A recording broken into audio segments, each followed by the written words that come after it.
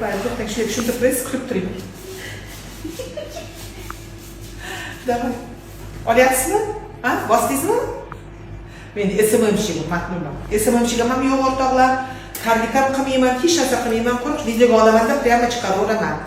Uni oldin gapirayotgandim, olmabdi-da, va shunga kulyapmiz.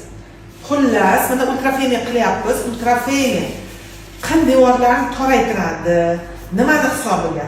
Terini ichida kollagen, elastin, gialuronoviy kislota degan narsalar bor, o'zimizda tabiiy.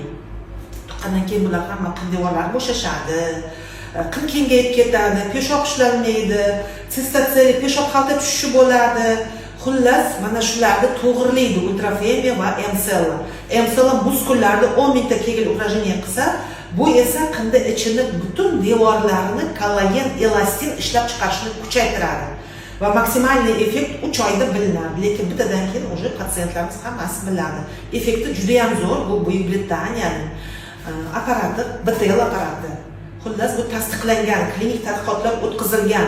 Bu yerda butun dunyoda ruxsat bor. Oliy toifali ginekolog, reproduktolog, xirurg Qabulova Gulbahor Pirimkolovna.